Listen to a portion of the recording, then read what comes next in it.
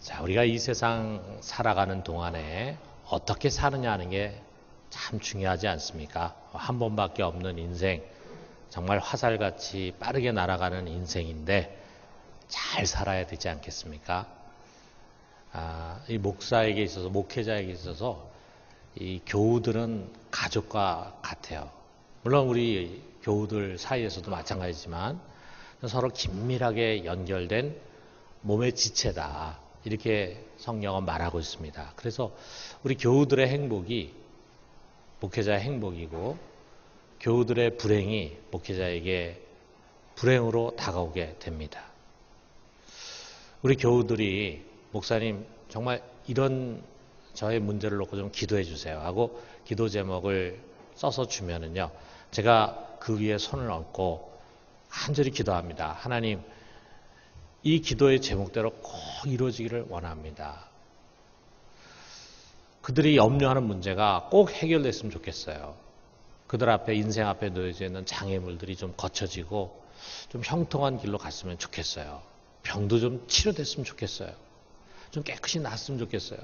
그리고 우리 교우들 중에 궁핍한 분들, 그 문제를 놓고 하나님 앞에 계속 기도하고 있는데 좀 좋은 길이 열렸으면 좋겠어요. 또 어떤 사람은 인간관계 때문에 괴로워하고 힘들어하고 있는데 그런 문제도 좀 잘 풀렸으면 좋겠어요. 그래서 우리 교우들이 좀 광야 같은 세상을 살아가는데 좀 많은 위로받고 은혜받고 또 평탄하고 형통한 길을 걸어갔으면 좋겠어요. 이게 목사로서 저의 소원입니다. 그러나 제가 목사로서 우리 교인들을 위해서 정말 걱정하는 것이 있습니다. 정말 바라는 것이 있습니다. 여러분, 우리 지금 여기서 함께 예배드리고 있는 성도들이 앞으로 70년 뒤 정도를 생각해 봐요. 제가 50년이라고 생각했다가 50년은 너무 짧은 것 같아요. 한 70년 정도 뒤면은 아마 대부분이 다 이 세상을 떠나지 않을까 생각이 됩니다. 물론 뭐 우리 중에 지금 20세 있으신 분은 뭐 90세 정도 되니까 한 10년 더 살게 될지 모르겠지만 아마 여기 대부분에 있는 우리 성인 예배에 참석하는 어른들은 뭐 70년 안에는 다 세상을 하직합니다. 어디로 갈까? 이 생각해, 어디로 갈까? 유감스럽게도 어떤 분들은 지옥에 가게 될 것 같습니다. 아니, 목사님 어떻게 그렇게 확정적으로 말씀하십니까? 물론 제가 하나님이 아닌 다음에야 정확하게 알 수 없겠죠. 그렇지만 여러분, 의사가 환자를 알지 않습니까? 그가 지금까지 배운 의학적인 지식을 가지고 진단한 다음에 이 환자가 지금 어디가 아프다, 어디가 고장났다, 그리고 얼마만큼 지금 병이 들어있다, 이거를 진단할 수 있잖아요. 자, 영적인 의사가 이 사람이 과연 구원받을 믿음을 가지고 지금 교회 생활을 하는지 어느 정도 알 수 있지 않겠어요? 어떤 사람은 구원받지 못하고 지옥에 갈 것입니다. 이게 목회자인 저에게 가장 고통스러운 일입니다. 그렇게 많은 설교를 들었잖아요. 예배를 드렸잖아요. 그런데 여전히 옛사람으로 살다가 멸망의 길로 가는 거예요. 여러분, 그 어떤 사람 속에 내 남편이 있다고 한번 생각해 보세요. 내 자녀가 있다고 한번 생각해 보세요. 이거 대학 시험 떨어진 거하고 같습니까? 취직 안 되는 거하고 같습니까? 결혼 못하는 거하고 같습니까? 내 부모 형제가 거기 속해 있다고 한번 생각해 봐요. 여러분, 정말 끔찍한 일 아닙니까? 아니, 나 자신일 수도 있죠. 70년 뒤에 불못에서 신음하고 있는 나, 정말 상상하기도 싫은 일 아니겠어요? 혹시 우리 중에 지옥이 어디 있습니까? 그냥 상징적인 이야기지, 이렇게 생각하는 사람이 있을지 모르겠어요. 여러분, 그런 사람은요, 성경을 믿지 않는 사람입니다. 엄밀한 의미에서는 기독교인이라 할 수 없어요. 어떤 사람은 이제 그런 얘기를 합니다. 하나님 사랑이신데 어떻게 자기 형상을 따라 지음받은 이 소중한 인간들을 지옥에 보내겠는가? 그렇게 잔인한 분이 어떻게 사랑할 수 있겠는가? 그렇기 때문에 뭐 지금 알라를 믿건 부처를 믿건 또는 아예 신이 없다고 생각한 간에 결국에 가서는 하나님이 다 용서해 주시고 살게 해 주실 것이다. 여러분, 이런 식의 소위 만인 구원설, 보편 구원설, 이것은 전혀 성경적이 아닙니다. 여러분, 세상에 분명히 죄라는 게 있잖아요. 우리가 이거를 다 알잖아요. 또 보고 있고 느끼고 있고 인정하잖아요. 죄가 있으면 뭐가 있습니까? 재판이라는 게 열리잖아요. 심판이 있잖아요. 그리고 그 재판에서 형을 받게 되면은 그 형을 치르게 될 감옥이라든지 또는 교수대가 있기 마련이잖아요. 지옥이 바로 그런 곳이라 이거죠. 죄 형벌을 받는 곳입니다. 영원히 그곳에서 고통을 당하게 되는 것입니다. 여러분, 그런 곳에 가면 안 됩니다. 절대로 안 됩니다. 여러분, 우리가 세상 살면서 보면은 정말 깊은 수렁에 빠지고 절망의 구렁텅이에 빠진 일들이 있잖아요. 실패하고 소중한 것을 잃어버리고 그런 일들을 우리가 살아가면서 종종 겪게 되는데 우리가 그런 일은 겪을 수 있어요. 그러나 이것만큼은 우리가 실패해서는 안 됩니다.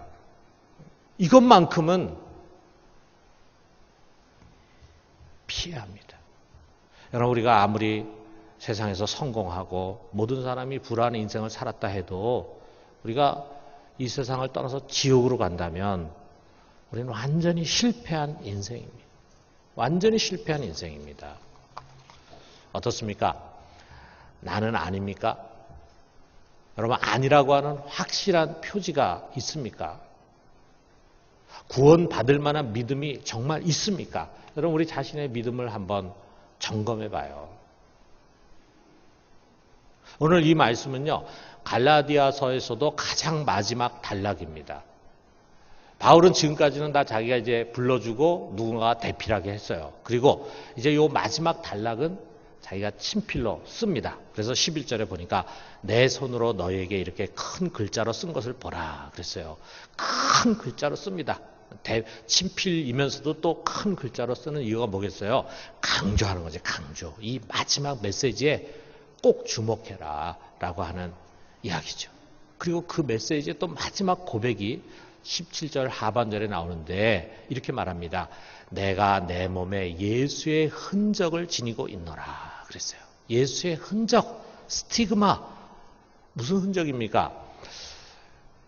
많은 사람들이 그가 복음을 전하다가 또는 고난 중에서 입은 상처, 그것을 스티그마다, 예수의 흔적이다 이렇게 또 생각을 합니다. 마치 어떤 사람 다리에 이제 총상을 입은 자국이 있어요. 그게 베트남 참전 용사의 증거다, 증명이다라고 이렇게 얘기할 수 있는 것처럼 예수의 고난에 동참한 그런 자국이 그 몸속에 있다라고 하는 거예요. 그러나 여러분, 그 당시에 이 스티그마, 흔적이라고 하는 의미가 뭐냐면요, 노예들의 몸에 있는 표지예요. 어떤 주인에게 속해 있다라고 하는 것을 보여주는 그 표지, 그거를 뭐 인두로 지졌든지 뭐 어떻게 했든지 아마 노예 몸에 그런 표지를 새겼던 것 같습니다. 그럼 마치 우리 서부 영화를 보면은 뭐 미국의 서부 보면은 보통 뭐 소가 몇십 마리가 아니잖아요. 몇백 마리, 몇천 마리, 심지어는 몇만 마리 되는데 그게 서로 뒤섞이다 보면은 내 소가 남의 목장에 가게 되고 남의 소가 내 목장에 오게 되고 그러니까 어떻게 합니까? 자기네 목장 표지를 하잖아요. 그래서 OK 목장이다 그러면 OK 목장 된 거를 이 소의 문신으로 이게 새겨둡니다. 그런 것 같다 이거예요. 바울이 말하는 예수의 흔적은 그가 예수의 사람이고 예수의 종이고 그리고 예수 그리스도에게 속해 있음을 보여주는 확실한 표지. 그것이 그에게 있다는 것을 마지막으로 고백합니다. 어떻습니까? 여러분에게도 이 표지가 있습니까? 여러분이 분명히 예수 그리스도 안에 지금 거하고 있고 예수 그리스도의 사람이라고 하는 그런 분명한 흔적이 여러분 속에 있습니까? 그렇게 말할 수 있습니까? 여러분, 이 갈라디아서는요, 한마디로 어떻게 구원을 받는가라고 하는 것에 대한 말씀이에요. 바울은 갈라디아 교회를 전도했을 때요, 어떻게 구원을 받는가라고 하는 것을 정확하게 잘 가르쳤어요. 우리가 잘 아는 것처럼 복음의 핵심이잖아요. 이신칭의 오직 믿음으로 의롭다함을 받는다. 이거를 잘 가르쳤어요. 그런데 바울이 그 교회를 떠나고 난 다음에 거짓 교사들이 요새 와가지고 갈라디아 교인들을 막 흔들어가지고 그래서 혼동되게 만들었어요. 그래서 그들이 뭐라 그랬냐면, 물론 예수도 믿어야 되지만 그것만 가지고 안 된다. 할례를 꼭 받아야 된다. 그래서 율법에 기록한 대로 살아야지만 구원받는다. 이렇게 잘못된 구원관을 그들 속에 심어줬습니다. 바울은 이런 잘못된 가르침 속에 숨겨진 의도를 드러냅니다. 여기 13절에 보니까 할례를 받은 그들이라도 스스로 율법은 지키지 아니하고 너에게 할례를 받게 하려는 것은 그들이 너의 육체로 자랑하게 하려 함이라 그랬어요. 여러분, 이게 의식이라든지 예식 이런 게 사람의 소속을 바꿔주는 것처럼 생각하잖아요. 예를 들면은 이제 우리 9월달, 10월달에 세례식이 있습니다. 그러면은 세례를 받는 것과 받지 않는 것은 굉장히 차이가 있어요. 여러분이 세례를 받으면은 이제 정식 우리 부산중앙교회 입교 교인이 되는 거예요. 회원이 되는 거예요. 그리고 성찬식에도 참여하게 되잖아요. 그러니까 내가 세례를 받은 세례교인이다, 아니다라고 하는 것이 이 의식을 통해서 갈라지잖아요. 자, 그런 것처럼 이들은 할례를 굉장히 강조했습니다. 너희가 할례를 받았으니까 이제는 이스라엘의 혈통 안에 들어오는 것이고 유대인이 되는 것이다. 이렇게 그 사람들 속에 심어졌다. 여러분, 거짓 교사들은요, 이게 굉장히 중요했습니다. 우선 자기 자신부터 이 부분을 굉장히 중요하게 여겼어요. 자기는 이방인이 아닌 정통 유대인이라고 하는 것을 굉장히 강조했어요. 유대인 부모에게서 태어나가지고 난지 8일 만에 할례 받았다. 그 8일 만에 중요해요. 율법에 8일 만에 할례하라고 그랬거든요. 그러니까 8일 만에 할례 받았다라고 하는 것을 이야기하는 것은 아주 율법을 철저히 준수하는 신앙의 가정에서 내가 태어났다. 그래서 나는 의식이 없지만 우리 부모가 8일 만에 할례 의식을 행했다. 그리고 어려서부터 성경을 다 외우다시피 해가지고 교육받았다라고 하는 것을 자랑했습니다. 그리고 그 당시에는 지금 벌써 여러 지역에 이방인 교회들이 많이 세워졌는데, 교회라고 다 같은 교회냐 이거죠. 진짜 교회가 어떤 교회냐? 예루살렘에 있는 교회. 예루살렘 교회가 어머니 교회 같은 교회라죠. 근데 내가 예루살렘 교회 출신이라 이거예요. 거기다가 사도들이 여럿이 있는 것 같지만 사도 중에 사도 베드로의 제자다라고 하는 것을 굉장히 자부심으로 생각을 했어요. 자, 그러니까 이 정도면은 진짜 정통 믿음 아니냐 이렇게 해가지고 사람들을 설득하려고 했습니다. 바울은 이런 이들의 모습을 보면서 이것은 육체를 자랑하고 신뢰하는 것이다. 그 속에 진짜 진실한 믿음이 담겨 있는 것이 아니라 자기 육체를 자랑하고 신뢰하는 것이다. 가짜 믿음이다 라고 하는 것을 지적했다 이거죠. 여러분, 우리들에게 이런 유의 함정이 있을 수 있습니다. 여러분, 우리를 안심시키는 것이 우리 육체에 있을 수 있다 이거예요. 여러분, 각자 육체에는 지나온 과거 속에 경력들이 있습니다. 여러분, 우리 중에 어떤 사람은요, 정말 아주 오랫동안 교회 생활을 한 분들이 있어요. 우리 여기 아이가 태어나서 처음 교회에 오면은 우리가 환영해 주잖아요. 보통 한 달 내지 2달 됐을 때, 태어난 지 1달 내지 2달 됐을 때 교회에 이제 처음 나오기 시작해요. 그리고 나서는 계속 엄마 아빠 손에 이제 업혀가지고 또 안겨가지고 교회를 다녀요. 그리고 주일학교를 계속 다닙니다. 그리고 난 다음에 또 청년부를 계속 다녀요. 그 다음에 장년부를 계속 다녀요. 그리고 노년부까지 계속 다니는 그런 분들이 있어요. 우리 중에 지금 예배 드린 분 중에 우리 교회에 믿는 부모님이 다니셨고 그 믿는 부모님 밑에 태어나가지고 아예 어려서부터 교회 다니신 분들이 있을 거예요. 그래서 유아 세례증도 있고 입교증도 있습니다. 찬양대원 주일학교 교사 단골이에요. 교회 안에 안 해본 게 없어요. 수십 년 동안 교회 생활 하니까 안 해본 게 있겠어요? 다 했죠. 열심히 했죠.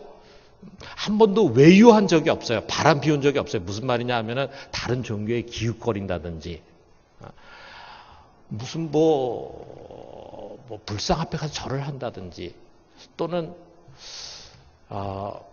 제사를 지낸다든지 이런 건 생각도 못합니다. 기독교나 교회를 떠난다는 거 한 번도 상상하지 못하고 지금까지 계속 교회 생활을 했습니다. 그런데 여러분, 그것이 나의 구원을 보장해 주는 것입니까? 그렇게 태어나서부터 죽을 때까지 교회를 다녔다고 해서 내가 구원을 받는 것입니까? 착각하지 마세요, 여러분. 어떤 사람은 뒤늦게 어른이 돼가지고 사형리 전도를 받았어요. 그리고 영접 기도를 했어요. 하라는 대로 따라 했어요. 그리고 예수님이 영접했다고 생각합니다. 조의도 수료했어요. 세례도 받고 제자훈련 받았습니다. 어떤 사람은 교회에서 가르치는 대로 착실하게 양심껏 바르게 의롭게 살아갔다는 자부심을 갖고 있어요. 어떤 사람은 또 자기가 대형교회를 다닌다는 것을 굉장히 자랑해요. 대형교회 다니면은 엘리트 교인인 것처럼 착각을 해요. 유명한 목사님에게서 배웠다는 자긍심을 갖습니다. 여러분, 그것이 우리 구원의 확증이 될 수 있습니까? 어떤 사람은 자기가 집사니까, 권사니까, 장로니까, 목사니까 그런 초보적인 문제는 이제 지나갔다 이렇게 생각합니다. 정말 그렇습니까? 여러분, 18세기, 9세기에 유럽의 경건주의 부흥이 일어났을 때 이 경건주의의 신자들이 처음 만난 사람에게 나누는 인사가 있어요. 우리가 처음 만나면은 대개는 어떻게 지내십니까? 어디서 오셨습니까? 이런 안부를 묻는데 이 사람들은 좀 당돌한 질문을 합니다. 당신은 거듭나셨습니까? 이걸 묻는 거예요. 저는 모태 신앙이고 유아 세례 받았습니다. 아, 그렇습니까? 그런데 당신은 정말 거듭나셨습니까? 저는 오랫동안 교회 장로로 섬겼습니다. 아, 그렇습니까? 그런데 당신은 정말 거듭나셨습니까? 내가 누군지 압니까? 내가 목사고 신학 교수입니다. 아, 그렇군요. 그런데 당신은 정말 거듭나셨나요? 그 사람이 장로고 목사고 신학 교수고 그게 중요한 것이 아니라 이거예요. 그렇다고 해서 그 사람의 구원이 보장되는 게 아니라 이거예요. 여러분, 우리가 이런 질문을 우리 자신에게 해봐요. 여러분, 정말 거듭나셨습니까? 그렇게 오랫동안 교회를 다니셨는데 정말 거듭나셨습니까? 옛사람이 죽고 새 생명으로 거듭나셨습니까? 내가 언제 정말 예수님을 믿고 변화되고 거듭났다, 어디서 어떤 체험을 가지고 했다라고 하는 것이 전혀 생각이 나지 않는 분도 있을 수 있어요. 모태신앙으로 어릴 때부터 교회를 쭉 다니다 보니까 어떤 그런 신앙에 확 큰 어떤 드라마틱한 체험이 없을 수도 있어요. 그게 중요한 것이 아니라 지금 나의 신앙이 살아있어서 내가 거듭났다고 하는 것을 증명해 주느냐 이거예요. 여러분, 우리는 또 교회 안에요, 교묘하게 위장된 사람들이 많이 있음을 간과해서는 안 됩니다. 얼마 전에 어떤 한 목사님 만났어요. 그랬더니 그 목사님이 이제 자기네 교회에 굉장히 유명한 영화 감독이 나온다는 이야기를 이제 들려줬어요. 저도 그 영화 감독이 이제 유명해가지고 그 영화 몇 편 본 게 기억이 납니다. 그런데 이분이 오래전에 아주 굉장히 많은 돈을 투자하고 심혈을 기울여서 영화를 만들었는데 그만 그것이 흥행에 실패했어요. 영화 하나 만드는데 그게 흥행에 실패하면 빚을 많이 지나 봐요. 그래서 빚더미에 올라앉았어요. 그래서 굉장히 위기를 맞이했습니다. 그러니까 이 부부가 하나님께 간절히 매달렸어요. 주일 예배는 말할 나위도 없고 새벽 기도에 새벽마다 나와가지고 하나님께 부르짖습니다. 철야 기도에도 빠지지 않고 나옵니다. 정말 열심히 기도하고 교회 생활했어요. 여러분, 이 정도면 신앙인 아닙니까? 우리 주일 예배 한 번만 달랑 드리고도 자기 구원받을 것이라고 착각하는 사람들이 있는데 새벽 기도 빠지지 않고 철야 기도 나오고 그리고 간절히 기도하고 교회 생활 열심히 하고 그러면 신앙이 있는 거 아닙니까? 누구나 그렇게 생각할 것입니다.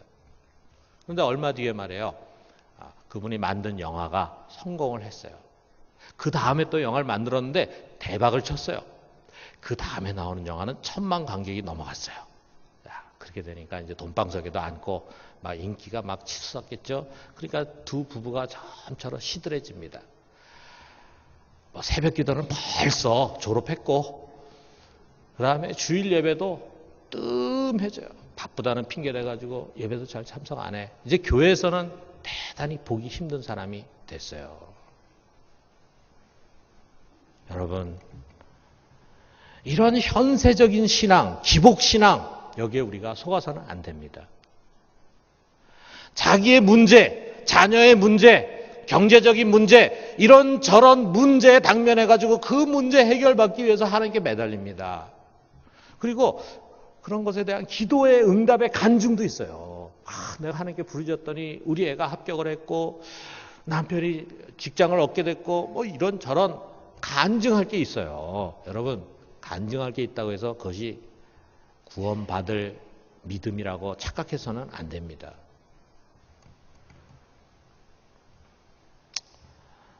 어떤 분이 기적으로 병이 났어요. 정말 이거는 의학적으로 난 것이 아니고 정말 기적으로 병이 났어요. 그리고 분명히 기적으로 병이 난 그런 확증이 있다 보니까 이 사람이 어디 가서든지 간증하면 사람들이 은혜를 받아요. 그래서 이 교회 저 교회에 불려다니면서 간증을 했습니다. 그런데 그 사람이 지금 교회를 안 다녀요. 불신자가 됐어요.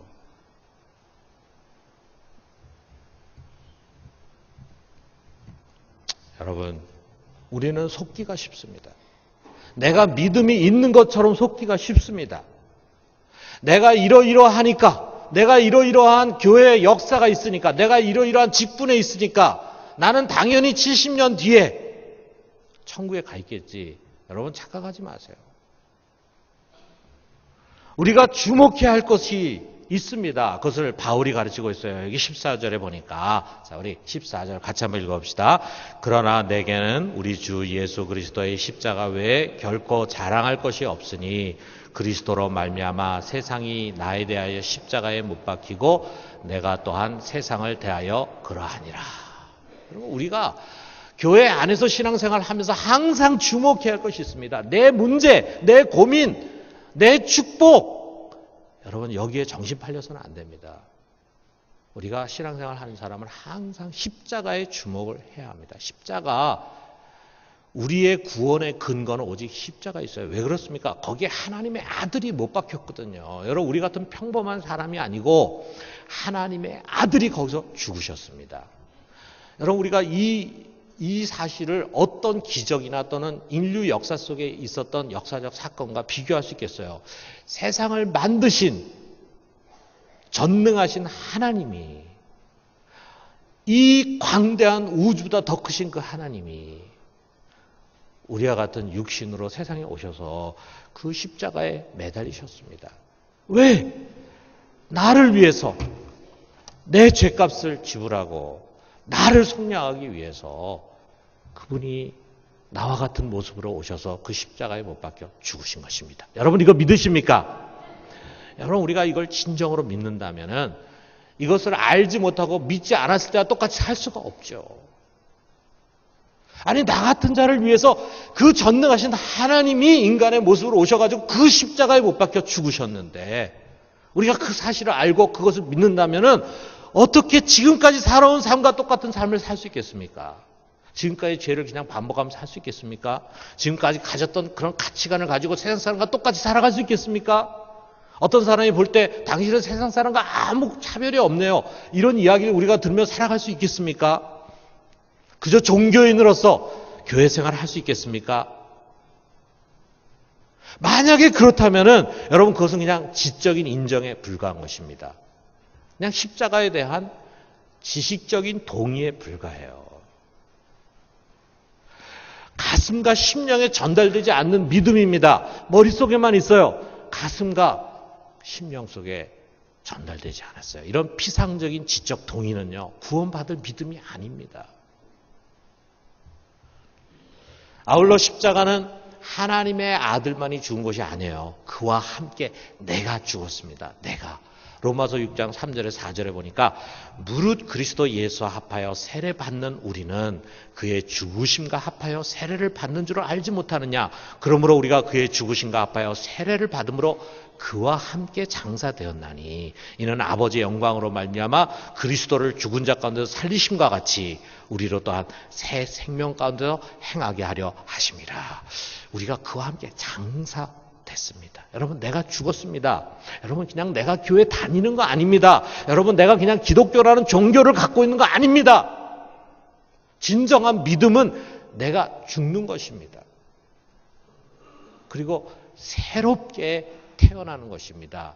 여러분, 이 삶과 죽음의 과정을 통과하는 거예요. 여러분, 우리가 이 삶과 죽음의 과정을 통과한 다음에 어떻게 아무 일도 없는 사람처럼 신앙생활을 할 수 있겠어요? 여러분, 만약에 어느 곳에 여행을 갔는데 거기서 죽을 고비를 넘겼다고 한번 생각해 보세요. 정말 죽는 줄 알았어요. 모든 것이 다 끝난 줄 알았어요. 그래서 삶을 포기했어요. 아, 이제 죽었구나. 이런 생각을 가지고 있었는데 어떻게 해서 살아났어요. 여러분, 그런 경험을 가지고 있다면 그게 잊혀지겠습니까? 여러분, 평생 잊혀지지 않습니다. 어쩌면은 그것이 계기가 돼서 여러분의 인생이 달라질 수도 있어요. 자, 그런데 우리가 십자가로 말미암아 죽고 다시 새로운 생명으로 태어났어요. 예수와 함께. 이 경험을 우리가 한 것입니다. 우리는 죄에 대해서 죽었어요. 그리고 하나님에 대해서 살아났습니다. 죄와의 관계가 단절이 되고 이제 하나님과 관계가 다시 회복이 됐어요. 세상에 대해서 죽고 하나님 나라에 대해서 살아났어요. 여러분, 이것이 십자가에서 일어난 기적입니다. 이거보다 더 큰 기적이 있겠습니까? 여러분, 진정한 믿음을 가진 사람이라면 이 놀라운 기적을 체험한 사람이에요. 여러분, 종교 예식, 많은 교육과 훈련, 오랜 교회 생활에서의 다양한 훈장들, 많은 경험들, 여러분, 이거 중요한 것이 아닙니다. 이것은 나를 새로 태어나게 할 수 없습니다. 오직 예수 그리스도의 십자가, 그것만이 나를 거듭나게 할 수 있습니다. 그것만이 중요한 것이에요. 그래서 15절에 바울이 이렇게 고백합니다. 할례나 무할례가 아무것도 아니로되 오직 새로 지으심을 받는 것만이 중요하니라. 거듭나는 것만이 중요합니다. 그 거듭나게 할 수 있는 것은요, 교회 생활, 교회 경험, 심지어는 우리 어떤 신앙의 체험이나 경험 아니에요. 여러분, 오직 십자가만이 우리를 거듭나게 할 수 있습니다. 그러므로 여러분, 십자가만이 우리의 자랑입니다. 여러분, 십자가 속에 삶과 죽음의 진리가 담겨 있어요. 십자가에 우리를 살리고 죽이는 능력이 담겨 있습니다. 여러분, 우리 믿는 사람들에게는 십자가의 은혜가 전부입니다. 십자가가 우리의 가장 소중한 것이고 십자가 우리의 자랑입니다. 이 십자가를 가진 사람이 예수의 사람입니다. 이 십자가가 예수의 흔적입니다. 이 십자가를 붙들고 회개한 사람, 십자가 진리를 믿는 사람, 거기서 죽고 다시 태어난 사람이 구원을 받을 믿음을 가진 사람이에요. 여러분, 이 예수의 흔적이 여러분 속에 있습니까? 여러분, 70년 뒤, 70년이라는 세월이 길다면 길 수 있고 짧다면 짤 수 있어요. 짧을 수 있어요. 어쩌면 눈 깜짝할 사이에 우리의 인생은 다 지나가고 마지막 순간이 우리에게 찾아올지 모릅니다. 70년 뒤에 여러분 어디 있겠습니까? 여러분 어디 있으리라고 생각합니까? 아니, 어디에 있을 것이라고 확신하십니까? 너무도 중요하지 않습니까? 여러분, 거짓 믿음, 사이비 믿음에 속으면서 안심하다가 멸망의 구렁텅이로 굴러떨어져서는 안 됩니다. 우리 모두가 십자가 예수의 흔적을 우리 몸에 담고 모두가 다 한 사람도 예외 없이 거듭나서 구원받는 사람 되기를 주님의 이름으로 축원합니다.